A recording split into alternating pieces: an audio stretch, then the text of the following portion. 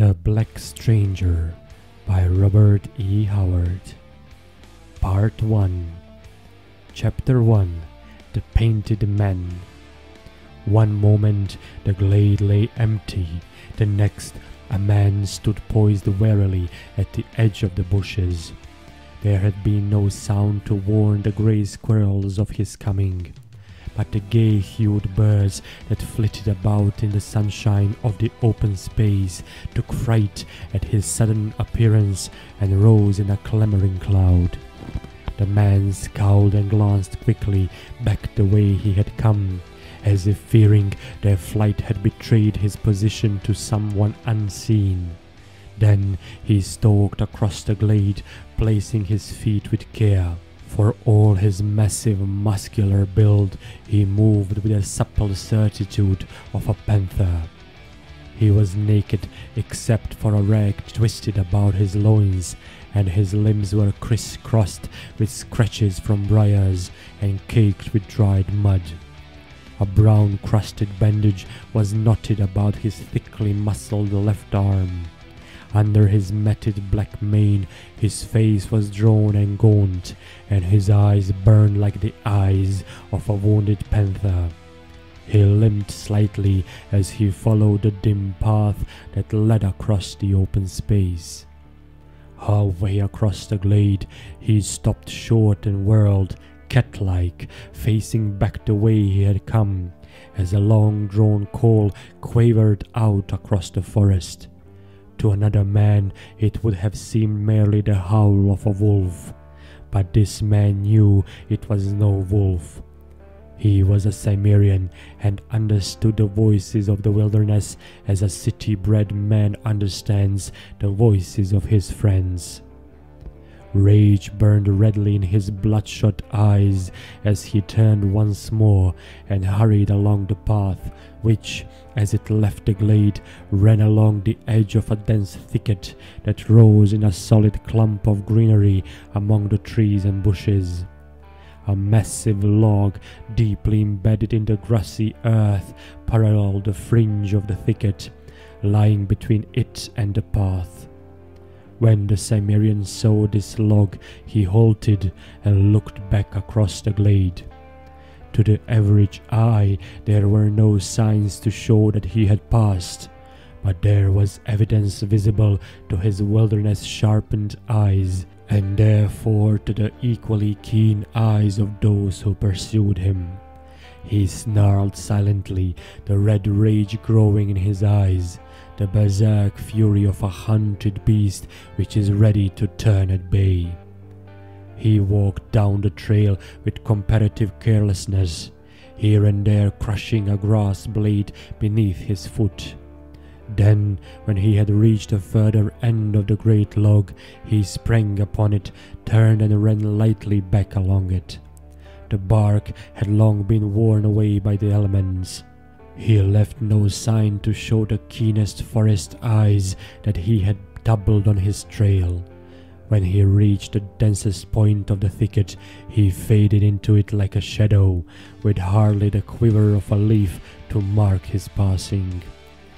The minutes dragged. The grey squirrels chattered again on the branches, then flattened their bodies and were suddenly mute. Again the glade was invaded. As silently as the first man had appeared, 3 other men materialized out of the eastern edge of the clearing. They were dark-skinned men of short stature, with thickly muscled chests and arms. They wore beaded buckskin loincloths, and an eagle's feather was thrust into each black mane. They were painted in hideous designs and heavily armed. They had scanned the glade carefully before showing themselves in the open, for they moved out of the bushes without hesitation, in close single file, treading as softly as leopards and bending down to stare at the path. They were following the trail of the Cimmerian, but it was no easy task even for these human bloodhounds. They moved slowly across the glade, and then one stiffened, grunted, and pointed with his broad-bladed stabbing spear at a crushed grass blade where the path entered the forest again.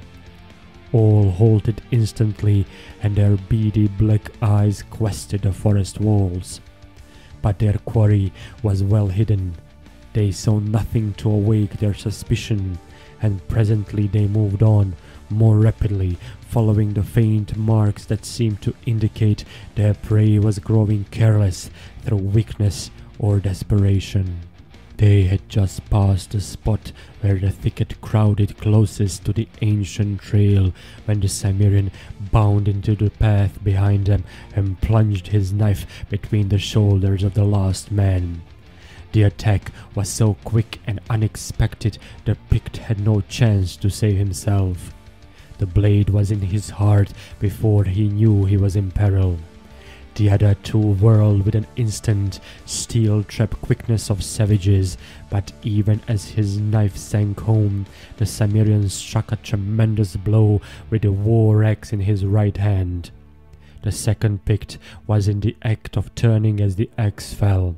It split his skull to the teeth. The remaining Pict, a chief by the scarlet tip of his eagle feather, came savagely to the attack. He was stabbing at the Cimmerian's breast even as the killer wrenched his axe from the dead man's head. The Cimmerian hurled the body against the chief and followed with an attack as furious and desperate as the charge of a wounded tiger. The Pict, staggering under the impact of the corpse against him, made no attempt to parry the dripping axe. The instinct to slay, submerging even the instinct to live, he drove his spear ferociously at his enemy's broad breast. The Cimmerian had the advantage of a greater intelligence and a weapon in each hand. The hatchet, checking its downward sweep, struck the spear aside, and the knife in the Cimmerian's left hand ripped upward into the painted belly. An awful howl burst from the Pict's lips as he crumpled, disemboweled, a cry not of fear or of pain, but of baffled, bestial fury, the death screech of a panther. It was answered by a wild chorus of yells some distance east of the glade. The Cimmerian started convulsively, wheeled, crouched like a wild thing at bay, lips asnarl, shaking the sweat from his face. Blood trickled down his forearm from under the bandage. With a gasping, incoherent imprecation, he turned and fled westward. He did not pick his way now, but ran with all the speed of his long legs, calling on the deep and all but inexhaustible reservoirs of endurance, which are nature's compensation for a barbaric existence. Behind him for a space the woods were silent. Then a demoniacal howling burst out at the spot he had recently left, and he knew his pursuers had found the bodies of his victims. He had no breath for cursing the blood drops that kept spilling to the ground from his freshly opened wound, leaving a trail a child could follow. He had thought that perhaps these three Picts were all that still pursued him of the war party which had followed him for over 100 miles. But he might have known these human wolves never quit a blood trail. The woods were silent again, and that meant they were racing after him, marking his path by the betraying blood drops he could not check. A wind out of the west blew against his face, laden with a salty dampness he recognized. Dully he was amazed. If he was that close to the sea, the long chase had been even longer than he had realized. But it was nearly over. Even his wolfish vitality was ebbing under the terrible strain. He gasped for breath, and there was a sharp pain in his side. His legs trembled with weariness, and the lame one ached like a cut of a knife in the tendons each time he set a foot to earth. He had followed the instincts of the wilderness which bred him, straining every nerve and sinew, exhausting every subtlety and artifice to survive. Now, in his extremity, he was obeying another instinct, looking for a place to turn at bay and sell his life at a bloody price. He did not leave the trail for the tangled depths on either hand. He knew that it was futile to hope to evade his pursuers now. He ran on down the trail while the blood pounded louder and louder in his ears, and each breath he drew was a wrecking, dry-lipped gulp. Behind him a mad baying broke out, token that they were close on his heels and expected to overhaul their prey swiftly. They would come as fleet as starving wolves now, howling at every leap. Abruptly he burst from the denseness of the trees and saw ahead of him the ground pitching upward and the ancient trail winding up rocky ledges between jagged boulders. All swam before him in a dizzy red mist, but it was a hill he had come to, a rugged crag rising abruptly from the forest about its foot, and the dim trail wound up to a broad ledge near the summit.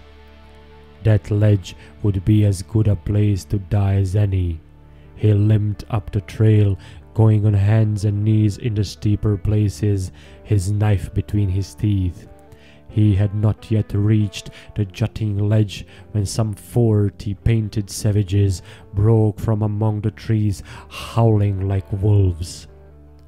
At the sight of their prey, their screams rose to a devil's crescendo, and they raced toward the foot of the crag, loosing arrows as they came. The shafts showered about the man who doggedly climbed upward, and one stuck in the calf of his leg. Without pausing in his climb, he tore it out and threw it aside, heedless of the less accurate missiles which splintered on the rocks about him. Grimly he hauled himself over the rim of the ledge and turned about, drawing his hatchet and shifting knife to hand.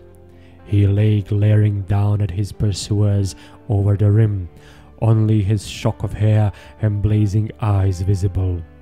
His chest heaved as he drank in the air in great shuddering gasps, and he clenched his teeth against a tendency toward nausea. Only a few arrows whistled up at him. The horde knew its prey was cornered. The warriors came on howling, leaping agilely over the rocks at the foot of the hill, war axes in their hand. The first to reach the crag was a brawny brave whose eagle feather was stained scarlet as a token of chieftainship. He halted briefly, 1 foot on the sloping trail, arrow notched and drawn halfway back, head thrown back and lips parted for an exultant yell. But the shaft was never loosed. He froze into motionlessness, and the bloodlust in his black eyes gave way to a look of startled recognition. With a whoop he gave back, throwing his arms wide to check the rush of his howling braves. The man crouching on the ledge above them understood the Pictish tongue, but he was too far away to catch the significance of the staccato phrases snapped at the warriors by the crimson-feathered chief. But all ceased their yelping and stood mutely staring up, not at the man on the ledge, it seemed to him, but at the hill itself. Then, without further hesitation, they unstrung their bows and thrust them into buckskin cases at their girdles, turned their backs and trotted across the open space, to melt into the forest without a backward look. The Cimmerian glared in amazement.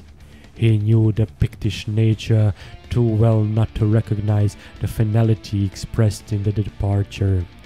He knew they would not come back. They were heading for their villages 100 miles to the east. But he could not understand it. What was there about his refuge that would cause a Pictish war party to abandon a chase it had followed for so long with all the passion of hungry wolves? He knew there were sacred places, spots set aside as sanctuaries by the various clans, and that a fugitive taking refuge in one of these sanctuaries was safe from the clan which raised it. But the different tribes seldom respected sanctuaries of other tribes, and the men who had pursued him certainly had no sacred spots of their own in this region. They were the men of the Eagle, whose villages lay far to the east, adjoining the country of the Wolf Picts. It was the wolves who had captured him in a foray against the Aquilonian settlements along Thunder River, and they had given him to the Eagles in return for a captured wolf chief. The Eaglemen had a red score against the giant Cimmerian, and now it was redder still, for his escape had cost the life of a noted war chief. That was why they had followed him so relentlessly over broad rivers and hills, and through the long leagues of gloomy forest, the hunting grounds of hostile tribes. And now the survivors of that long chase turned back when their enemy was run to earth and trapped. He shook his head, unable to understand it. He rose gingerly, dizzy from the long grind and scarcely able to realize that it was over. His limbs were stiff, his wounds ached. He spat dryly and cursed, rubbing his burning, bloodshot eyes with the back of his thick wrist. He blinked and took stock of his surroundings. Below him the green wilderness waved and billowed away and away in a solid mass, and above its western rim a stale blue haze he knew hung over the ocean. The wind stirred his black mane, and the salt tang of the atmosphere revived him. He expanded his enormous chest and drank it in. Then he turned stiffly and painfully about, growling at the twinge of his bleeding calf, and investigated the ledge whereon he stood. Behind it rose a sheer rocky cliff to the crest of the crag, some 30 feet above him. A narrow ladder-like stair of handholds had been niched into the rock, and a few feet from its foot there was a cleft in the wall, wide enough and tall enough for a man to enter. He limped to the cleft, peered in, and grunted. The sun, hanging high above the western forest, slanted into the cleft, revealing a tunnel-like cavern beyond, and rested a revealing beam on the arch at which this tunnel ended. In that arch was set a heavy iron-bound oaken door. This was amazing. This country was howling wilderness. The Cimmerian knew that for 1,000 miles this western coast ran bare and uninhabited except by the villages of the ferocious sea-land tribes, who were even less civilized than their forest-dwelling brothers. The nearest outpost of civilization were the frontier settlements along Thunder River, hundreds of miles to the east. The Cimmerian knew he was the only white man ever to cross the wilderness that lay between that river and the coast. Yet that door was no work of Picts. Being unexplainable, it was an object of suspicion, and suspiciously he approached it, axe and knife ready. Then, as his bloodshot eyes became more accustomed to the soft gloom that lurked on either side of the narrow shaft of sunlight, he noticed something else. Thick iron-bound chests ranged along the walls. A blaze of comprehension came into his eyes. He bent over one, but the lid resisted his efforts. He lifted his hatchet to shatter the ancient lock, then changed his mind and limped toward the arched door. His bearing was more confident now. His weapons hung at his sides. He pushed against the ornately carven door, and it swung inward without resistance. Then his manner changed again with lightning-like abruptness. He recoiled with a startled curse, knife and hatchet flashing as they leaped to positions of defense. An instant he poised there like a statue of fierce menace, craning his massive neck to glare through the door. It was darker in the large natural chamber into which he was looking, but a dim glow emanated from the great jewel which stood on a tiny ivory pedestal in the center of the great ebony table, about which sat those silent shapes whose appearance had so startled the intruder. They did not move, they did not turn their heads towards him. "Well," he said harshly, "are you all drunk?" There was no reply. He was not a man easily abashed, yet now he felt disconcerted. "You might offer me a glass of that wine you're swagging," he growled, his natural truculence roused by the awkwardness of the situation. "By crum, you show damned poor courtesy to a man who's been one of your own brotherhood. Are you going to—" His voice trailed into silence, and in silence he stood and stared a while at those bizarre figures sitting so silently about the great ebon table. "They're not drunk," he muttered presently. "They're not even drinking. What devil's game is this?" He stepped across the threshold and was instantly fighting for his life against the murderous, unseen fingers that clutched his throat. Chapter 2. Men from the Sea. Bellessa idly stirred a seashell with a daintily slippered toe, mentally comparing its delicate pink edges to the first pink haze of dawn that rose over the misty beaches. It was not dawn now, but the sun was not long up, and the light, pearl-grey clouds which drifted over the waters had not yet been dispelled. Bellessa lifted her splendidly shaped head and stared out over a scene alien and repellent to her, yet drearily familiar in every detail. From her dainty feet tawny sands ran to meet the softly lapping waves which stretched westward to be lost in the blue haze of the horizon. She was standing on a southern curve of the wide bay, and south of her the land sloped upward to the low ridge which formed one horn of that bay. From that ridge, she knew, one could look southward across the bare waters, into infinities of distance as absolute as the view to the westward and to the northward. Glancing listlessly landward, she absently scanned the fortress which had been her home for the past year. Against the vague pearl and cerulean morning sky floated the golden and scarlet flag of her house, an ensign which awakened no enthusiasm in her youthful bosom, though it had flown triumphantly over many a bloody field in the far south. She made out the figures of men toiling in the gardens and fields that huddled near the fort, seeming to shrink from the gloomy rampart of the forest which fringed the open belt on the east, stretching north and south as far as she could see. She feared that forest, and that fear was shared by everyone in that tiny settlement. Nor was it an idle fear.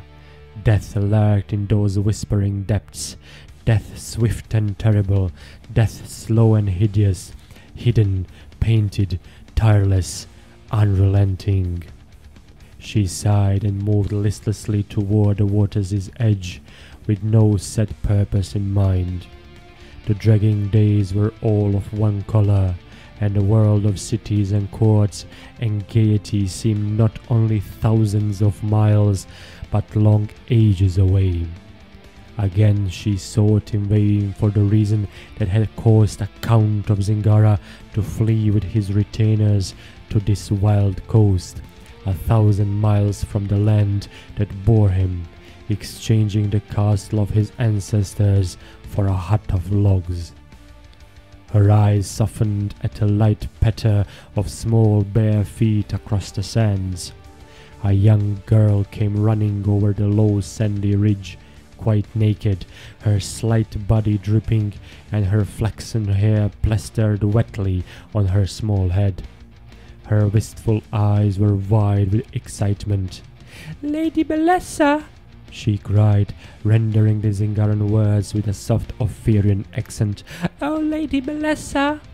Breathless from her scamper, she stammered and made incoherent gestures with her hands. Belessa smiled and put an arm about the child, not minding that her silken dress came in contact with a damp, warm body.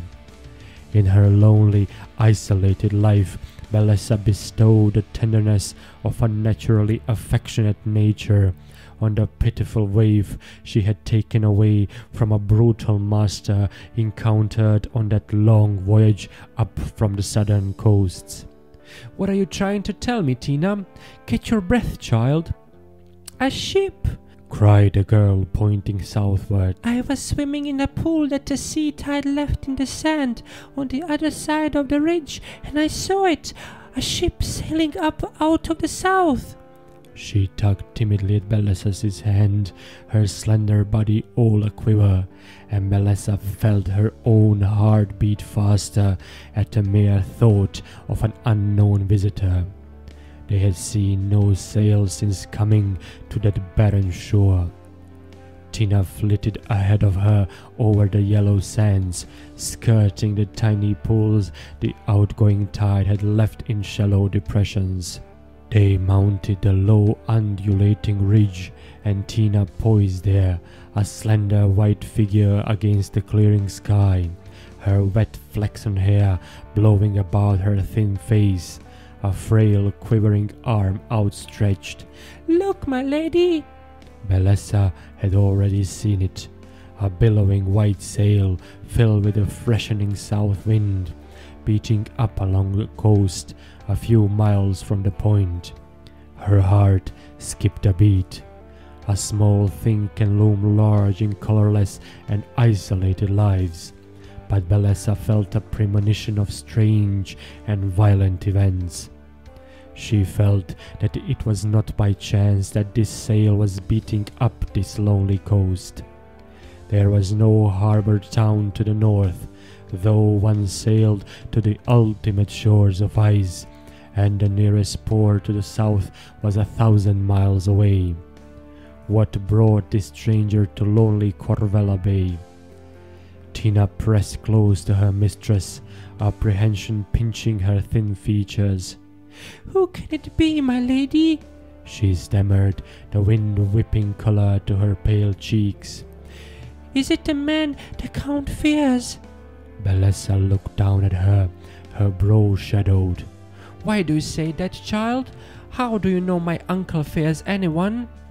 "He must," returned Tina naively, "or he would never come to hide in this lonely spot. Look, my lady, how fast it comes."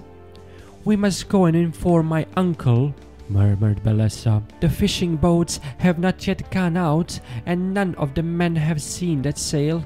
Get your clothes, Tina, hurry!" The child scampered down the low slope to the pool where she had been bathing when she sighted the craft, and snatched up the slippers, tunic and girdle she had left lying on the sand.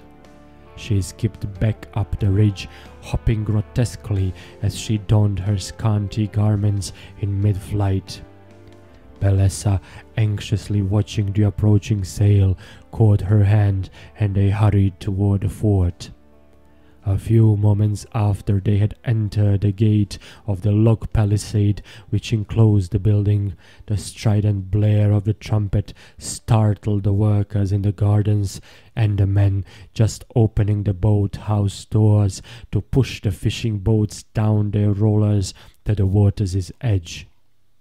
Every man outside the fort dropped his tool or abandoned whatever he was doing and ran for the stockade without pausing to look about for the cause of the alarm. The straggling lines of fleeing men converged on the opened gate, and every head was twisted over its shoulder to gaze fearfully at the dark line of woodland to the east. Not one looked seaward. They thronged through the gate, shouting questions at the sentries who patrolled the firing ledges built below the up-jutting points of the upright palisade logs. "What is it? Why are we called in? Are the Picts coming?" For answer, one taciturn man-at-arms in worn leathers and rusty steel pointed southward. From his vantage point, the sail was now visible. Men began to climb up on the ledges, staring toward the sea. On a small lookout tower on the roof of the manor house, which was built of logs like the other buildings, Count Valenzo watched the on-sweeping sail as it rounded the point of the southern horn. The Count was a lean, wiry man of medium height and late middle age. He was dark, somber of expression. Trunk hose and doublet were of black silk, the only color about his costumes, the jewels that twinkled on his sword hilt, and the wine-colored cloak thrown carelessly over his shoulder. He twisted his thin black mustache nervously and turned his gloomy eyes on his seneschal, a leather-featured man in steel and satin. "What do you make of it, Galbro?" "A carrack," answered the seneschal. "It is a carrack, trimmed and rigged like a craft of the Barachian pirates. Look there!" A chorus of cries below them echoed his ejaculation. The ship had cleared a point and was slanting inward across the bay, and all saw the flag that suddenly broke forth from the masthead, a black flag with a scarlet skull gleaming in the sun. The people within the stockade stared wildly at that dread emblem. Then all eyes turned up towards the tower, where the master of the fort stood somberly, his cloak whipping about him in the wind. "It is a Barachan, all right," grunted Galbro, "and unless I am mad, it storms his red hand. What is he doing on this naked coast?" "He can mean no good for us," growled the Count. A glance below showed him that the massive gates had been closed, and that the captain of his men-at-arms, gleaming in steel, was directing his men to their stations, some to the ledges, some to the tower loopholes. He was massing his main strength along the western wall, in the midst of which was the gate. Valenzo had been followed into exile by 100 men, soldiers, vassals, and serfs. Of these, some 40 were men-at-arms, wearing helmets and suits of mail, armed with swords, axes, and crossbows. The rest were toilers, without armor save for shirts of toughened leather, but they were brawny stalwarts and skilled in the use of their hunting bows, woodmen's axes, and boar spears. They took their places, scowling at their hereditary enemies. The pirates of the Barachian Isles, a tiny archipelago off the southwestern coast of Zingara, had preyed on the people of the mainland for more than a century. The men on the stockade gripped their bows or boar spears and stared somberly at the carrack which swung inshore, its brass work flashing in the sun. They could see the figures swarming on the deck and hear the lusty yells of the seamen. Steel twinkled along the rail. The Count had retired from the tower, showing his niece and her eager protégé before him, and having donned helmet and cuirass, he betook himself to the palisade to direct the defense. His subjects watched him with moody fatalism. They intended to sell their lives as dearly as they could, but they had scant hope of victory in spite of their strong position. They were oppressed by a conviction of doom. A year on that naked coast, with the brooding threat of that devil-haunted forest looming forever at their backs, had shadowed their souls with gloomy forebodings. Their women stood silently in the doorways of their huts, built inside the stockade, and quieted the clamor of their children. Belessa and Tina watched eagerly from an upper window in the manor house, and Belessa felt the child's tense little body all a-quiver with the crook of her protecting arm. "They will cast anchor near the boathouse," murmured Belessa. "Yes, there goes their anchor, 100 yards offshore. Do not tremble so, child. They cannot take the fort. Perhaps they wish only fresh water and supplies. Perhaps a storm blew them into these seas." "They are coming ashore in long boats," exclaimed the child. "Oh, my lady, I am afraid. They are big men in armor. Look how the sun strikes fire from their pikes and burgonets. Will they eat us?" Belessa burst into laughter in spite of her apprehension. "Of course not. Who put that idea into your head?" "Zingalita told me the Parachans eat women." "He was teasing you. The Parachans are cruel, but they are no worse than the Zingaran renegades who call themselves buccaneers. Zingalita was a buccaneer once." "He was cruel," muttered the child. "I'm glad the Picts cut his head off." "Hush, child." Belessa shuddered slightly. "You must not speak that way.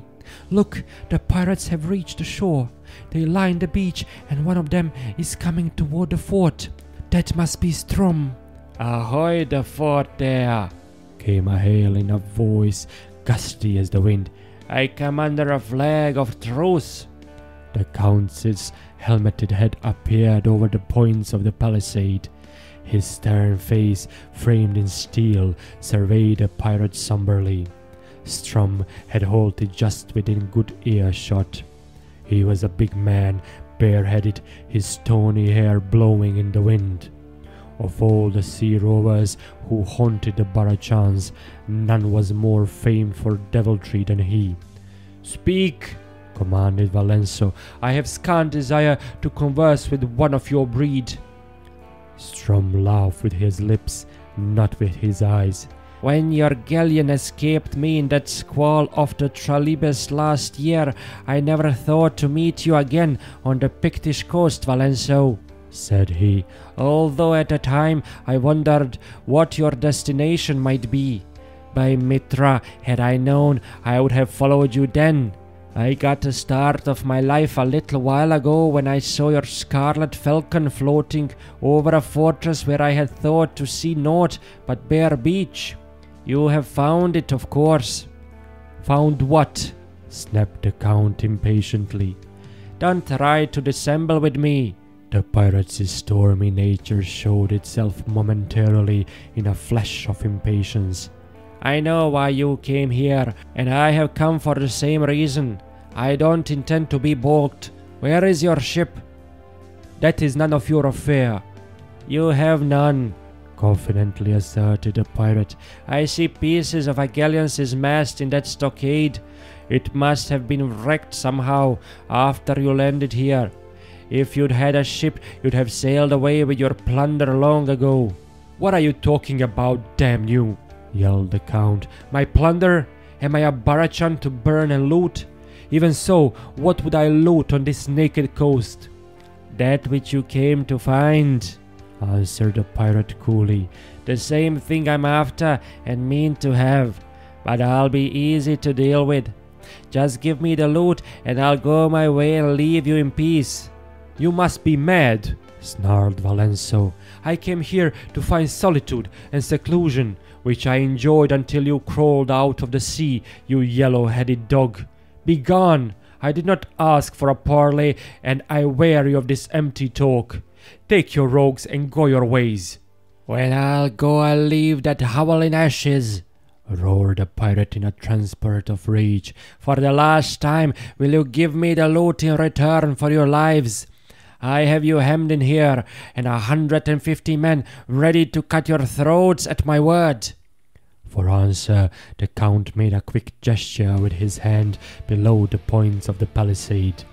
Almost instantly, a shaft hummed venomously through the loophole and splintered on Strom's breastplate. The pirate yelled ferociously, bounded back and ran toward the beach, with arrows whistling all about him. His men roared and came on like a wave, blades gleaming in the sun. "Curse you, dog!" raved the Count, felling the offending archer with his ironclad fist. "Why did you not strike his throat above the gorget? Ready with your bows, men, here they come!" But Strom had reached his men, checked their headlong rush. The pirates spread out in a long line that overleapt the extremities of the western wall, and advanced warily, loosing their shafts as they came. Their weapon was the longbow, and their archery was superior to that of the Zingarans, but the latter were protected by their barrier. The long arrows arched over the stockade and quivered upright in the earth.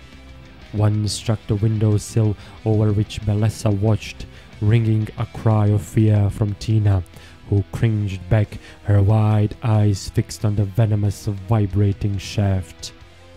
The Zingarans sent their bolts and hunting arrows in return, aiming and loosing without undue haste. The women had herded the children into their huts and now stoically awaited whatever fate the gods had in store for them. The Barachans were famed for their furious and headlong style of battling, but they were wary as they were ferocious, and did not intend to waste their strength vainly in direct charges against the ramparts. They maintained their widespread formation, creeping along and taking advantage of every natural depression and bit of vegetation, which was not much, for the ground had been cleared on all sides of the fort against the threat of Pictish raids. A few bodies lay prone on the sandy earth, back pieces glinting in the sun, quarrel shafts standing up from armpit or neck. But the pirates were quick as cats, always shifting their position, and were protected by their light armor. Their constant raking fire was a continual menace to the men in the stockade. Still, it was evident that as long as the battle remained an exchange of archery, the advantage must remain with the sheltered Zingarans. But down at the boathouse on the beach, men were at work with axes. The Count cursed sulphurously when he saw the havoc they were making among his boats, which had been built laboriously of planks sawn out of solid logs. "They are making a mantlet, curse them!" he raged. "A sally now, before they complete it, while they're scattered!" Galbro shook his head, glancing at the bare-armed henchmen with their clumsy pikes. "Their arrows would riddle us, and we'd be no match for them in hand-to-hand fighting. We must keep behind our walls and trust to our archers." "Well enough," growled Valenzo, "if we can keep them outside our walls." Presently, the intention of the pirates became apparent to all, as a group of some 30 men advanced, pushing before them a great shield made out of the planks from the boats, and the timbers of the boathouse itself. They had found an ox cart, and mounted a mantlet on the wheels, great solid discs of oak. As they rolled it ponderously before them, it hid them from the sight of the defenders, except for glimpses of their moving feet. It rolled toward the gate, and the straggling line of archers converged toward it, shooting as they ran. "Shoot!" yelled Valenzo, going livid. "Stop them before they reach the gate!" A storm of arrows whistled across the palisade, and feathered themselves harmlessly in the thick wood. A derisive yell answered the volley. Shafts were finding loopholes now as the rest of the pirates drew nearer, and a soldier reeled and fell from the ledge, gasping and choking, with a cloth-yard shaft through his throat. "Shoot at their feet!" screamed Valenzo. And then, 40 men at the gate with pikes and axes. The rest hold the wall. Bolts ripped into the sand before the moving shield. A bloodthirsty howl announced that one had found its target beneath the edge, and a man staggered into view, cursing and hopping as he strove to withdraw the quarrel that skewered his foot. In an instant he was feathered by a dozen hunting arrows. But with a deep-throated shout, the mantlet was pushed to the wall, and a heavy iron-tipped boom, thrust through an aperture in the center of the shield, began to thunder on the gate, driven by arms knotted with brawny muscles and backed with bloodthirsty fury. The massive gate groaned and staggered, while from the stockade bolts poured in a steady hail, and some struck home. But the wild men of the sea were afire with a fighting lust. With deep shouts they swung the ram, and from all sides the others closed in, braving the weakened fire from the walls and shooting fast and hard. Cursing like a madman, the count sprang from the wall and ran to the gate, drawing his sword. A clump of desperate men-at-arms closed in behind him, gripping their spears. In another moment the gate would cave in, and they must stop the gap with their living bodies. Then a new note entered the clamor of the melee. It was a trumpet, blaring stridently from the ship. On the crossed trees a figure waved his arms and gesticulated wildly. That sound registered on Strom's ears, even as he lent his strength to the swinging ram. Exerting his mighty thews, he resisted the surge of the other arms, bracing his legs to hold the ram on its backward swing. He turned his head, sweat dripping from his face. "Wait!" he roared. "Wait, damn you! Listen!" In the silence that followed that bull's bellow, the blare of the trumpet was plainly heard, and a voice that shouted something unintelligible to the people inside the stockade. But Strom understood, for his voice was lifted again in profane command. The ram was released, and the mantlet began to recede from the gate as swiftly as it had advanced. "Look!" cried Tina at her window, jumping up and down in her wild excitement. "They're running! All of them! They're running to the beach! Look! They have abandoned the shield just out of range! They are leaping into the boats and rowing for the ship! Oh, my lady, have we won?" "I think not." Belessa was staring seaward. "Look!" She threw the curtains aside and leaned from the window. Her clear young voice rose above the amazed shouts of the defenders, turned their heads in the direction she pointed. They sent up a deep yell as they saw another ship swinging majestically around the southern point. Even as they looked, she broke out the royal golden flag of Zingara. Strom's pirates were swarming up the sides of their carrack, heaving up the anchor. Before the stranger had progressed halfway across the bay, the red hand was vanishing around the point of the northern horn. Chapter 3. The Coming of the Black Man. "Out, quick!" snapped the Count, tearing at the bars of the gate. "Destroy that mantlet before these strangers can land!" "But Strom has fled," expostulated Galbro, "and yonder ship is Ingaran." "Do as I order!" roared Valenso. "My enemies are not all foreigners. Out, dogs, 30 of you, with axes, and make kindling wood to that mantlet. Bring the wheels into the stockade." 30 axemen raced down toward the beach, brawny men in sleeveless tunics, their axes gleaming in the sun. The manner of their lord had suggested a possibility of peril in that oncoming ship, and there was panic in their haste.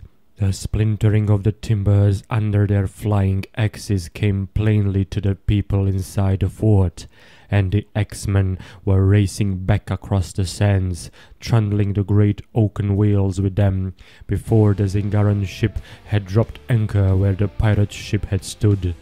"Why does not the Count open the gate and go down to meet them?" wondered Tina. "Is he afraid that the man he fears might be on that ship?" "What do you mean, Tina?" Balessa demanded uneasily. The Count had never vouchsafed a reason for his self-exile. He was not the sort of a man to run from an enemy, though he had many. But this conviction of Tina's was disquieting, almost uncanny. Tina seemed not to have heard her question. "The axemen are back in the stockade," she said. "The gate is closed again and barred. The men still keep their places along the wall. If that ship was chasing Strom, why did it not pursue him? But it is not a warship. It is a carrack like the other. Look, a boat is coming ashore. I see a man in the bow, wrapped in a dark cloak." The boat having grounded, this man came pacing leisurely up the sands, followed by 3 others. He was a tall, wiry man, clad in black silk and polished steel. "Halt!" roared the Count. "I will parley with your leader alone." The taller stranger removed his morion and made a sweeping bow. His companions halted, drawing their white cloaks about them, and behind them the sailors leaned on their oars and stared at the flag floating over the palisade. When he came within easy call of the gate, "Why, surely," said he, "there should be no suspicion between gentlemen in these naked seas." Valenzo stared at him suspiciously. The stranger was dark, with a lean, predatory face and a thin black mustache. A bunch of lace was gathered at his throat, and there was lace on his wrists. "I know you," said Valenzo slowly. "You are Black Zarono, the buccaneer." Again the stranger bowed with stately elegance. "And none could fail to recognize the red falcon of the Corsetas." "It seems this coast has become the rendezvous of all the rogues of the southern seas," growled Valenzo. "What do you wish?" Come, come, sir," remonstrated Zarono. "This is a churlish greeting to one who has just rendered you a service. Was not that Argosian dog Strom just thundering at your gate? And did he not take to the sea hills when he saw me round the point?" "True," grunted the Count grudgingly, "though there is a little to choose between a pirate and a renegade." Zarono laughed without resentment and twirled his mustache. "You are blunt in speech, my lord, but I desire only leave to anchor in your bay, to let my men hunt for meat and water in your woods, and perhaps to drink a glass of wine myself at your board." "I see not how I can stop you," growled Valenzo. "But understand this, Zarono, no man of your crew comes within this palisade. If one approaches closer than 100 feet, he will presently find an arrow through his gizzard. And I charge you, do not harm to my gardens or the cattle in the pens. 3 steers you may have for fresh meat, but no more. And we can hold this fort against your ruffians in case you think otherwise." "You were not holding it very successfully against Strom," the buccaneer pointed out with a mocking smile. "You'll find no wood to build mantlets unless you chop down trees, or strip it from your own ship," assured the Count grimly. "And your men are not Barachan archers. They're no better bowmen than mine. Besides, what little loot you'd find in this castle would not be worth the price." "Who speaks of loot and warfare?" protested Zarono. "Nay, my men are sick to stretch their legs ashore, and nigh too scurvy from chewing salt pork. I guarantee their good conduct. May they come ashore?" Valenzo grudgingly signified his consent, and Zarono bowed, a bit sardonically, and retired with a tread as measured and stately as if he trod the polished crystal floor of the Cordova royal court, where indeed, unless the rumor lied, he had once been a familiar figure. "Let no man leave the stockade," Valenzo ordered Galbro. "I do not trust that renegade dog. Because he drove Strom from our gate is no guarantee that he would not cut our throats." Galbro nodded. He was well aware of the enmity which existed between the pirates and the Zingaran buccaneers. The pirates were mainly Argosian sailors turned outlaw. To the ancient feud between Argos and Zingara was added, in the case of the freebooters, the rivalry of opposing interests. Both breeds preyed on the shipping and the coastal towns, and they preyed on one another with equal rapacity. So no one stirred from the palisade while the buccaneers came ashore, dark-faced men in flaming silk and polished steel, with scarves bound about their heads and gold hoops in their ears. They camped on the beach, 170 odd of them, and Valenzo noticed that Zarono posted lookouts on both points.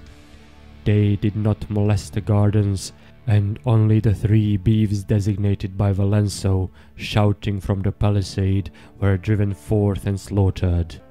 Fires were kindled on the strand, and a wetted cask of ale was brought ashore and broached. Other kegs were filled with water from the spring that rose a short distance south of the fort, and men began to straggle toward the woods, crossbows in their hands. Seeing this, Valenzo was moved to shout to Zarono, striding back and forth through the camp. "Don't let your men go into the forest. Take another steer from the pens if you haven't enough meat. If they go trampling in the woods, they may fall foul of the Picts. Whole tribes of the painted devils live back in the forest. We beat off an attack shortly after we landed, and since then 6 of my men have been murdered in the forest at one time or another. There's peace between us just now, but it hangs by a thread. Don't risk stirring them up."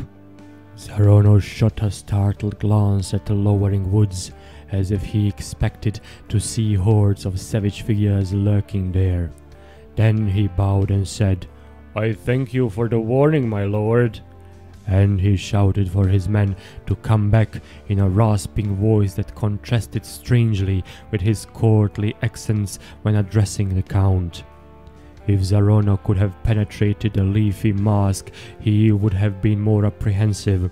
If he could have seen the sinister figure that lurked there, watching the strangers with inscrutable black eyes. A hideously painted warrior, naked but for a doe-skin breech clout, with a toucan feather dropping over his left ear. An evening drew on. A thin skim of grey crawled up from the sea rim and overcast the sky. The sun sank in a wallow of crimson, touching the tips of the black waves with blood. Fog crawled out of the sea and leapt at the feet of the forest, curling about the stockade in smoky wisps. The fires on the beach shone dull crimson through the mist, and the singing of the buccaneers seemed deadened and far away.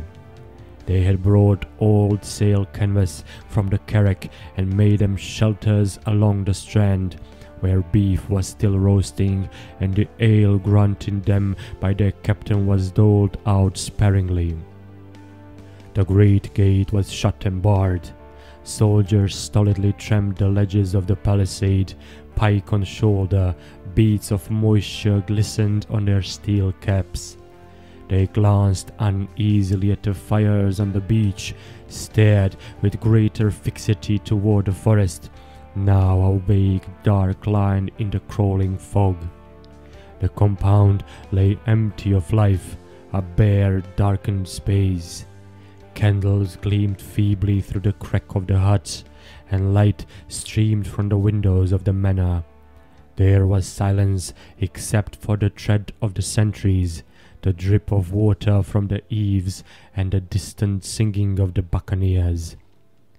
Some faint echo of this singing penetrated into the great hall where Valenso sat at wine with his unsolicited guest. "Your men make merry, sir," grunted the count. "They are glad to feel the sand under their feet again," answered Zarono. "It has been a wearisome voyage, yes, a long stern chase." He lifted his goblet gallantly to the unresponsive girl who sat at his host's right and drank ceremoniously. Impassive attendants ranged the walls, soldiers with pikes and helmets, servants in satin coats. Valensos' household in this wild land was a shadowy reflection of the court he had kept in Cordava. The manor house, as he insisted on calling it, was a marvel for that coast. 100 men had worked night and day for months building it. Its log-walled exterior was devoid of ornamentation, but within it was as nearly a copy of Corzetta Castle as was possible. The logs that composed the walls of the hall were hidden with heavy silk tapestries worked in gold. Ship beams, stained and polished, formed the beams of the lofty ceiling. The floor was covered with rich carpets. The broad stair that led up from the hall was likewise carpeted, and its massive balustrade had once been a galleon's rail. A fire in the wide stone fireplace dispelled the dampness of the night. Candles in the great silver candelabrum in the center of the broad mahogany board lit the hall, throwing long shadows on the stair. Count Valenso sat at the head of that table, presiding over a company composed of his niece, his piratical guest, Galbro, and the captain of the guard. The smallness of the company emphasized the proportions of the vast board, where 50 guests might have sat at ease. "You followed Strom?" asked Valenso. "You drove him this far afield?" "I followed Strom," laughed Zarono, "but he was not fleeing from me. Strom is not a man to flee from anyone. No, he came seeking for something I too desire." "What could tempt a pirate or a buccaneer to this naked land?" muttered Valenso, staring into the sparkling contents of his goblet. "What could tempt a Count of Cordava?" retorted Zarono, and an avid light burned an instant in his eyes. "The rottenness of a royal court might sicken a man of honor," remarked Valenso. "Corzettas of honor have endured its rottenness with tranquility for several generations," said Zarono bluntly. "My lord, indulge my curiosity. Why did you sell your lands, load your galleon with the furnishings of your castle, and sail over the horizon out of the knowledge of the king and the nobles of Zingara? And why settle here when your sword and your name might carve out a place for you in any civilized land?" Valenso toyed with the golden seal chain about his neck. "As to why I left Zingara," he said, "that is my own affair. But it was chance that left me stranded here. I had brought all my people ashore and much of the furnishings you mentioned, intending to build a temporary habitation. But my ship, anchored out there in the bay, was driven against the cliffs of the North Point and wrecked by a sudden storm out of the west.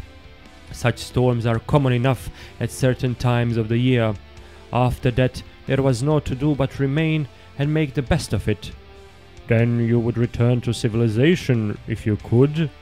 "Not to Cordava, but perhaps to some far clime, to Ventia or Kitai." "Do you not find it tedious here, my lady?" asked Zarono, for the first time addressing himself directly to Belessa. Hunger to see a new face and hear a new voice had brought the girl to the great hall that night, but now she wished she had remained in her chamber with Tina. There was no mistaking the meaning in the glance Zarono turned on her. His speech was decorous and formal, his expression sober and respectful, but It was but a mask through which gleamed the violent and sinister spirit of the man. He could not keep the burning desire out of his eyes when he looked at the aristocratic young beauty in her low-necked satin gown and jeweled girdle. "There is little diversity here," she answered in a low voice. "If you had a ship," Zarono bluntly asked his host, "you would abandon the settlement." "Perhaps," admitted the Count. "I have a ship," said Zarono. "If we could reach an agreement." "What sort of an agreement?" Valenzo lifted his head to stare suspiciously at his guest. "Share and share alike," said Zarono, laying his hand on the board with the fingers spread wide. The gesture was curiously reminiscent of a great spider, but the fingers quivered with curious tension, and the buccaneer's eyes burned with a new light. "Share what?" Alonso stared at him in evident bewilderment. "The gold I brought with me went down in my ship, and unlike the broken timbers, it did not wash ashore." "Not that." Zarono made an impatient gesture. "Let us be frank, my lord. Can you pretend it was chance which caused you to land at this particular spot with 1,000 miles of coast from which to choose?" "There is no need for me to pretend," answered Valenzo coldly. "My ship's master was one Zingalito, formerly a buccaneer. He had sailed this coast and persuaded me to land here, telling me he had a reason he would later disclose. But this reason he never divulged, because the day after we landed he disappeared into the woods, and his headless body was found later by a hunting party. Obviously he was ambushed and slain by the Picts." Zarono stared fixedly at Valenzo for a space. "Sink me," quoth he at last. "I believe you, my lord. A Corzetta has no skill at lying, regardless of his other accomplishments, and I will make you a proposal. I will admit when I anchored out there in the bay, I had no other plans in mind. Supposing you to have already secured the treasure, I meant to take this fort by strategy and cut all your throat. But circumstances have caused me to change my mind." He cast a glance at Bellessa that brought the color in her face and made her lift her head indignantly. "I have a ship to carry you out of exile," said the buccaneer, "with your threshold and such of your retainers as you shall choose. The rest can fend off for themselves." The attendants along the walls shot uneasy glances sidelong at each other. Zarono went on, too brutally cynical to conceal his attentions. "But first you must help me secure the treasure for which I've sailed 1,000 miles." "What treasure in Mitra's name?" demanded the Count angrily. "You are yammering like that dog Strom now." "Did you ever hear of bloody Tranicos, the greatest of the Barachian pirates?" asked Zarono. "Who has not? It was he who stormed the island castle of the exiled Prince Thotmekri of Stygia, put the people to the sword, and bore off the treasure the prince had brought with him when he fled from Kemi. Aye, and the tale of that treasure brought the men of the Red Brotherhood swarming like vultures after carrion. Pirates, buccaneers, even the black corsairs from the south. Fearing betrayal by his captains, he fled northward with one ship and vanished from the knowledge of men. That was nearly 100 years ago. But the tale persists that one man survived that last voyage and returned to the Barachans only to be captured by a Zingaran warship. Before he was hanged, he told his story and drew a map in his own blood, on parchment, which he smuggled somehow out of his captors' reach. This was the tale he told. Tranicos had sailed far beyond the paths of shipping until he came to a bay on a lonely coast, and there he anchored. He went ashore, taking his treasure and 11 of his most trusted captains, who had accompanied him on his ship. Following his orders, the ship sailed away, to return in a week's time and pick up their admiral and his captains. In the meantime, Tranicos meant to hide the treasure somewhere in the vicinity of the bay. The ship returned at the appointed time, but there was no trace of Tranicos and his 11 captains, except the rude dwelling they had built on the beach.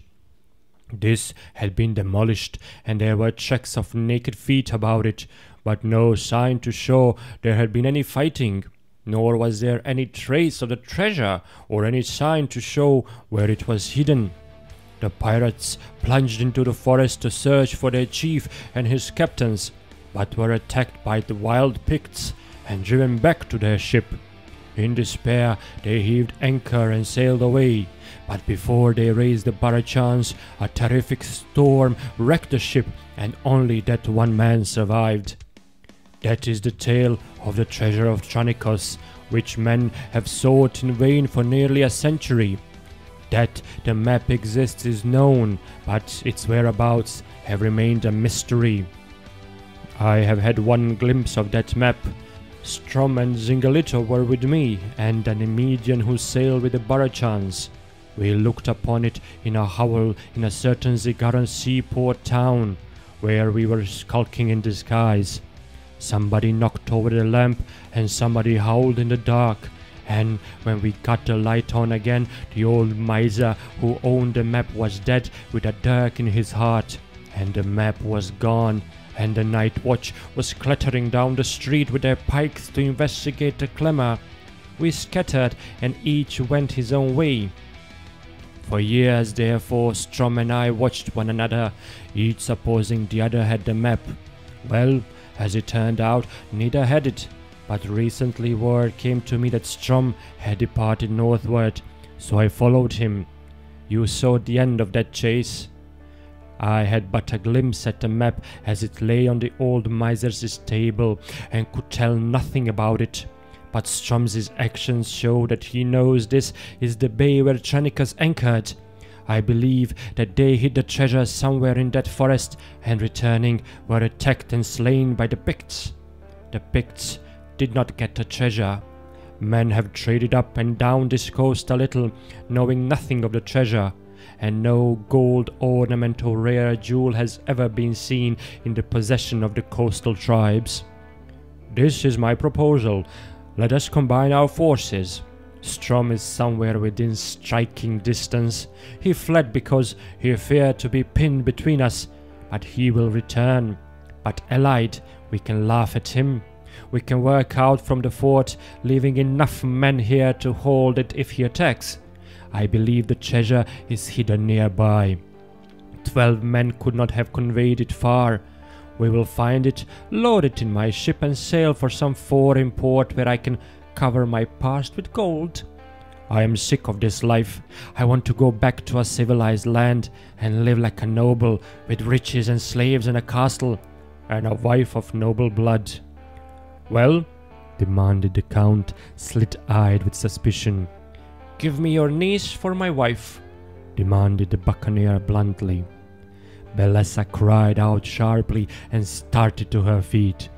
Valenzo likewise rose, livid, his fingers knotting convulsively about his goblet, as if he contemplated hurling it at his guest. Zarono did not move. He sat still, one arm on the table, and the fingers hooked like talons. His eyes smoldered with passion and a deep menace. "You dare!" ejaculated Valenzo. "You seem to forget you have fallen from your high estate, Count Valenzo," growled Zarono. "We are not at a Cordovan court, my lord. On this naked coast, nobility is measured by the power of men and arms, and there I rank you.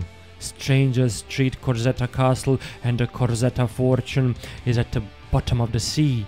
You will die here, an exile, unless I give you the use of my ship. You will have no cause to regret the union of our houses. With a new name and a new fortune, you will find that the Black Zarono can take his place among the aristocrats of the world, and make a son-in-law of which not even a Corzetta need be ashamed." "You are mad to think of it!" exclaimed the Count violently. "You! Who is that?"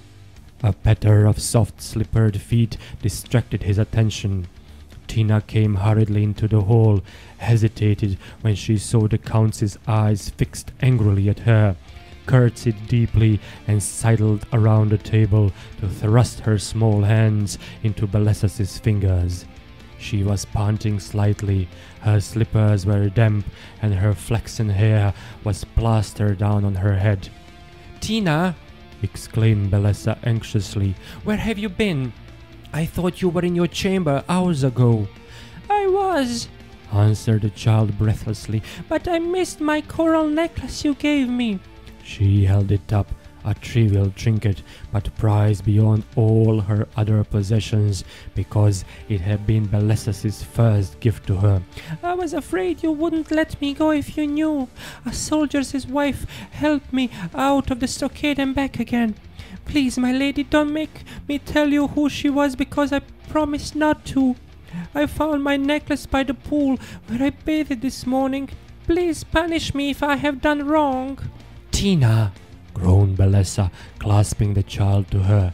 "I'm not going to punish you, but you should not have gone outside the palisade with these buccaneers camped on our beach, and always a chance of Picts skulking about. Let me take you to your chamber and change these damp clothes." "Yes, my lady," murmured Tina.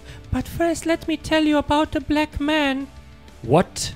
The startling interruption was a cry that burst from Valensos's lips.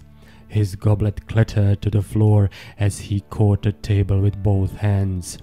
If a thunderbolt had struck him, the lord of the castle's bearing could not have been more subtly or horrifyingly altered. His face was livid, his eyes almost starting from his head.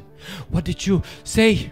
he panted, glaring wildly at the child, who shrank back against Belessa in bewilderment. "What did you say, wench?" "A black man, my lord," she stammered, while Belessa, Zarono, and the attendants stared at him in amazement. "When I went down to the pool to get my necklace, I saw him. There was a strange moaning in the wind, and the sea whimpered like a thing in fear. And then he came. I was afraid and hid behind a little ridge of sand. He came from the sea in a strange black boat with blue fire playing all about it, but there was no torch. He drew his boat up on the sands below the south point and strode towards the forest, looking like a giant in the fog, a great, tall man, black like a Cushite." Valenso reeled as if he had received a mortal blow. He clutched at his throat, snapping the golden chain in his violence. With the face of a madman, he lurched about the table and tore the child screaming from Belessas's arms. "You little slut!" he panted. "You lie! You have heard me mumbling in my sleep and have told this lie to torment me. Say you lie before I tear the skin from your back." "Uncle!" cried Belessa in outraged bewilderment, trying to free Tina from his grasp. "Are you mad? What are you about?" With a snarl, he tore her hand from his arm and spun her staggering into the arms of Galbro, who received her with a leer he made little effort to disguise. "Mercy, my lord," sobbed Tina. "I did not lie." "I said you lied," roared Valenso. "Gabriello!" The stolid serving man seized the trembling youngster and stripped her with one brutal wrench that tore her scanty garments from her body. Wheeling, he drew her slender arms over his shoulders, lifting her writhing feet clear of the floor. "Uncle!" shrieked Belessa, writhing vainly in Galbrus's lustful grasp. "You are mad! You cannot! Oh, you cannot!" The voice choked in her throat as Valenso caught up a jewel-hilted riding whip and brought it down across the child's frail body with a savage force that left a red veil across her naked shoulders. Belessa moaned, sick with the anguish in Tina's shriek. The world had gone suddenly mad. As in a nightmare she saw the stolid faces of the soldiers and servants, beast faces, the faces of oxen, reflecting neither pity nor sympathy. Zaronos' faintly sneering face was part of the nightmare. Nothing in that crimson haze was real except Tina's naked white body, crisscrossed with red welts from shoulders to knees. No sound real except the child's sharp cries of agony, and the panting gasps of Valenso as he lashed away with the staring eyes of a madman, shrieking, "You lie! You lie! Curse you, you lie! Admit your guilt, or I will flay your stubborn body! But he could not have followed me here! Oh, have mercy, my lord!" screamed the child, writhing vainly on the brawny servant's back, too frantic with fear and pain to have the wit to save herself by a lie. Blood trickled in crimson beads down her quivering thighs. "I saw him! I do not lie! Please, mercy! Ah! You fool! You fool!" screamed Bellessa, almost beside herself. "Do you not see she is telling the truth? Oh, you beast! Beast! Beast!" Suddenly, some shred of sanity seemed to return to the brain of Count Valenso Corzetta. Dropping the whip, he reeled back and fell up against the table, clutching blindly at its edge. He shook as with an ague. His hair was plastered across his brow in dank strands, and sweat dripped from his livid countenance, which was like a carven mask of fear. Tina, released by Gabriello, slipped to the floor in a whimpering heap. Bellessa tore free from Galbro, rushed to her, sobbing, and fell on her knees, gathering the pitiful waif into her arms. She lifted a terrible face to her uncle to pour upon him the full vials of her wrath, but he was not looking at her. He seemed to have forgotten both her and his victim. In a daze of incredulity, she heard him say to the buccaneer, "I accept your offer, Zarono. In Mitras's name, let us find this accursed treasure and be gone from this damn coast." At this, the fire of her fury sank to sick ashes. In stunned silence, she lifted the sobbing child in her arms and carried her up the stair. A glance backward showed Valenso crouching rather than sitting at the table, gulping wine from a huge goblet he gripped in both shaking hands, while Zarono towered over him like a somber predatory bird, puzzled at the turn of events, but quick to take advantage of the shocking change that had come over the Count. He was talking in a low, decisive voice, and Valenso nodded mute agreement, like one who scarcely heeds what is being said. Galbro stood back in the shadows, chin pinched between forefinger and thumb, and the attendants along the walls glanced furtively at each other, bewildered by their lord's collapse. Up in her chamber, Bellessa laid the half-fainting girl on the bed and set herself to wash and apply soothing ointments to the weals and cuts on her tender skin. Tina gave herself up in complete submission to her mistress's hands, moaning faintly. Bellessa felt as if her world had fallen about her ears. She was sick and bewildered, overwrought, her nerves quivering from the brutal shock of what she had witnessed. Fear of and hatred for her uncle grew in her soul. She had never loved him. He was harsh and apparently without natural affection, grasping and avid, but she had considered him just and fearless. Revulsion shook her at the memory of his staring eyes and bloodless face. It was some terrible fear which had roused this frenzy, and because of this fear Valenso had brutalized the only creature she had to love and cherish. Because of that fear he was selling her, his niece, to an infamous outlaw. What was behind this madness? Who was the black man Tina had seen? The child muttered in semi-delirium. "I did not lie, my lady. Indeed, I did not. It was a black man in a black boat that burned like blue fire on the water. A tall man, black as a negro, and wrapped in a black cloak. I was afraid when I saw him, and my blood ran cold. He left his boat on the sands and went into the forest. Why did the Count whip me for seeing him?" "Hush, Tina," soothed Bellessa. "Lie quiet. The smarting will soon pass." The door opened behind her, and she whirled, snatching up a jeweled dagger. The Count stood in the door, and her flesh crawled at the sight. He looked years older. His face was grey and drawn, and his eyes stared in a way that roused fear in her bosom. She had never been close to him. Now she felt as though a gulf separated them. He was not her uncle who stood there, but a stranger came to menace her. She lifted the dagger. "If you touch her again," she whispered from dry lips, "I swear before Mitra I will sink this blade in your breast." He did not heed her. "I have posted a strong guard about the manor," he said.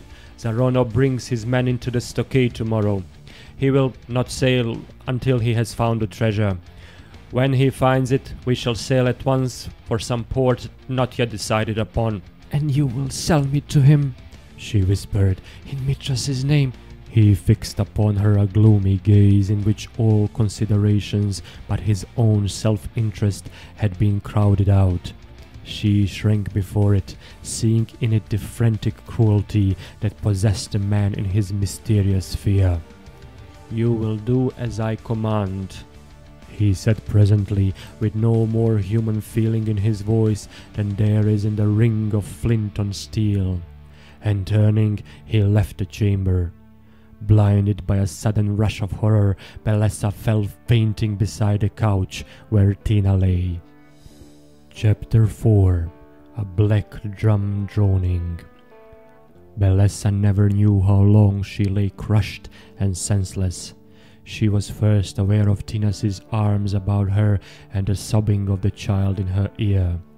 Mechanically, she straightened herself and drew the girl into her arms, and she sat there, dry-eyed, staring unseeingly at the flickering candle. There was no sound in the castle. The singing of the buccaneers on the strand had ceased. Dully, almost impersonally, she reviewed her problem. Valenza was mad, driven frantic by the story of the mysterious black man. It was to escape this stranger that he wished to abandon the settlement and flee with Zarono. That was much obvious. Equally obvious was the fact that he was ready to sacrifice her in exchange for that opportunity to escape. In the blackness of spirit which surrounded her, she saw no glint of light. The serving men were dull or callous brutes, their women stupid and apathetic. They would neither dare nor care to help her. She was utterly helpless. Tina lifted her tear-stained face as if she were listening to the prompting of some inner voice. The child's understanding of Bellessa's inmost thoughts was almost uncanny, as was her recognition of the inexorable drive of fate and the only alternative left to the weak. "We must go, my lady," she whispered. "Zarono shall not have you. Let us go far away into the forest. We shall go until we can go no further, and then we shall lie down and die together." The tragic strength that is the last refuge of the weak entered Bellessa's soul. It was the only escape from the shadows that had been closing in upon her since that day when they fled from Zingara. "We shall go, child." She rose and was fumbling for a cloak when an exclamation from Tina brought her about. The girl was on her feet, a finger pressed to her lips, her eyes wide and bright with terror. "What is it, Tina?" The child's expression of fright induced Bellessa to pitch her voice to a whisper, and a nameless apprehension crawled over her. "Someone's outside in the hall," whispered Tina, clutching her arm convulsively. "He stopped at the door and then went on toward the Count's chamber at the other end." "Your ears are keener than mine," murmured Bellessa. "But there is nothing strange in that. It was the Count himself, perchance, or Galbro." She moved to open the door, but Tina threw her arms frantically about her neck, and Bellessa felt the wild beating of her heart. No, no, my lady, do not open the door. I am afraid. I do not know why, but I feel that some evil thing is skulking near us." Impressed, Bellessa patted her reassuringly and reached a hand toward the golden disc that masked the tiny peephole in the center of the door. "He's coming back!" shivered the girl. "I hear him!" Bellessa heard something too, a curious stealthy pad which she knew, with a chill of nameless fear, was not the step of anyone she knew. Nor was it the step of Zarono or any booted man. Could it be the buccaneer gliding along the hallway on bare, stealthy feet to slay his host while he slept? She remembered the soldiers who would be on guard below. If the buccaneer had remained in the manor for the night, a man-at-arms would be posted before his chamber door. But who was that sneaking along the corridor? None slept upstairs beside herself, Tina, and the Count, except Galbro. With a quick motion she extinguished the candle so it would not shine through the hole in the door, and pushed aside the gold disc. All the lights were out in the hall, which was ordinarily lighted by candles. Someone was moving along the darkened corridor. She sensed rather than saw a dim bulk moving past her doorway, but she could make nothing of its shape except that it was manlike. But a chill wave of terror swept over her, so she crouched dumb, incapable of the scream that froze behind her lips. It was not such terror as her uncle now inspired in her, or fear like her fear of Zarono, or even of the brooding forest. It was blind, unreasoning terror that laid an icy hand on her soul and froze her tongue to her palate. The figure passed on to the stairhead, where it was now limned momentarily against the faint glow that came up from below, and at a glimpse of that vague black image against the red, she almost fainted. She crouched there in the darkness, awaiting the outcry that would announce that the soldiers in the great hall had seen the intruder. But the manor remained silent. Somewhere a wind wailed shrilly. That was all. Bellessa's hands were moist with perspiration as she groped to relight the candle. She was still shaken with horror, though she could not decide just what there had been about that black figure etched against the red glow that had roused this frantic loathing in her soul. It was man-like in shape, but the outline was strangely alien, abnormal, though she could not clearly define that abnormality. But she knew that it was no human being that she had seen, and she knew that the sight had robbed her of all her newfound resolution. She was demoralized, incapable of action. The candle flared up, limning Tinas's white face in the yellow glow. "It was the black man," whispered Tina. "I know, my blood turned cold, just as it did when I saw him on the beach. There are soldiers downstairs. Why did they not see him? Shall we go and inform the Count?" Bellessa shook her head. She did not care to repeat a scene that had ensued upon Tinas's first mention of the black man. At any event, she dared not venture out into the darkened hallway. "We dare not go into the forest," shuddered Tina. "He will be lurking there." Bellessa did not ask the girl how she knew the black man would be in the forest. It was the logical hiding place for any evil thing, man or devil. And she knew Tina was right. They dared not leave the fort now. Her determination, which had not faltered at the prospect of certain death, gave way at the thought of traversing those gloomy woods with that black shambling creature at large among them. Helplessly she sat down and sank her face in her hands. Tina slept presently on the couch, whimpering occasionally in her sleep. Tears sparkled on her long lashes. She moved her smarting body uneasily in her restless slumber. Toward dawn, Bellessa was aware of a stifling quality in the atmosphere. She heard a low rumble of thunder somewhere off to seaward. Extinguishing the candle which had burned to its socket, she went to the window whence she could see both the ocean and a belt of the forest behind the fort. The fog had disappeared, but out to sea a dusky mass was rising from the horizon.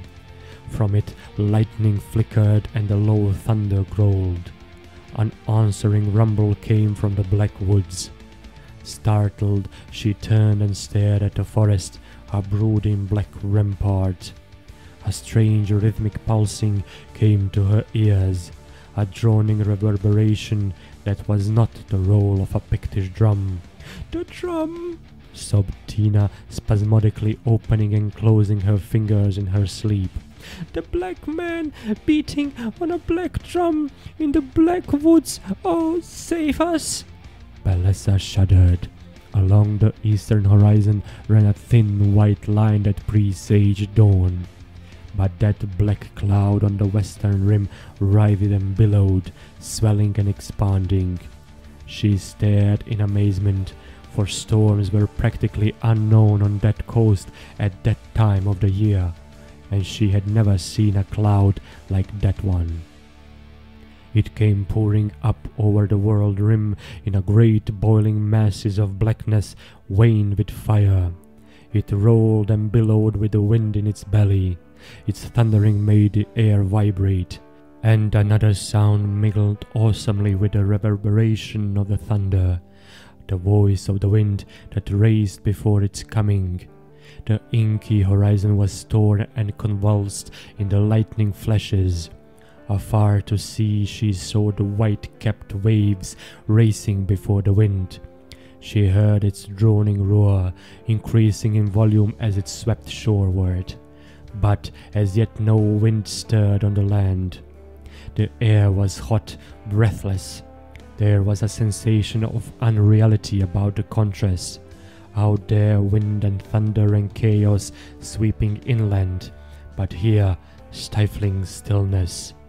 Somewhere below her a shutter slammed, startling in the tense silence, and a woman's voice was lifted shrill with alarm.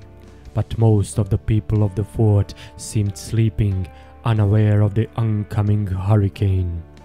She realized that she still heard that mysterious droning drum beat, and she stared toward the black forest, her flesh crawling. She could see nothing, but some obscure instinct or intuition prompted her to visualize a black, hideous figure squatting under black branches and enacting a nameless incantation on something that sounded like a drum. Desperately, she shook off the ghoulish conviction and looked seaward as a blaze of lightning fairly split the sky. Outlined against its glare, she saw the masts of Zaranos' ship. She saw the tents of the buccaneers on the beach, the sandy ridges of the south point, and the rock cliffs of the north point as plainly as by midday sun.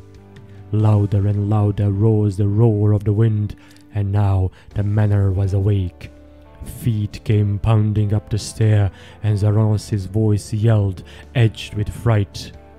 Doors slammed and Valenzo answered him, shouting to be heard above the roar of the elements. "Why didn't you warn me of a storm from the west?" howled the buccaneer. "If the anchors don't hold, a storm never came from the west before at this time of year," shrieked Valenzo, rushing from his chamber in his nightshirt, his face livid and his hair standing stiffly on end. "This is the work of—" His words were drowned as he raced madly up the ladder that led to the lookout tower, followed by the swearing buccaneer. Bellessa crouched at her window, awed and deafened. Louder and louder rose the wind until it drowned all other sound, all except that maddening droning that now rose like an inhuman chant of triumph. It roared inshore, driving before it a foaming league-long crest of white, and then all hell and destruction was loosed on that coast. Rain fell in driving torrents, sweeping the beaches with blind frenzy. The wind hit like a thunderclap, making the timbers of the fort quiver. The surf roared over the sands, drowning the coals of the fires the seamen had built. In the glare of lightning Balessa saw, through the curtain of the slashing rain, the tents of the buccaneers whipped to ribbons and washed away. Saw the men themselves staggering toward the fort, beaten almost to the sands by the fury of torrent and blast. And limned against the blue glare, she saw Zaranos' ship ripped loose from her moorings, driven headlong against the jagged cliffs that jutted up to receive her.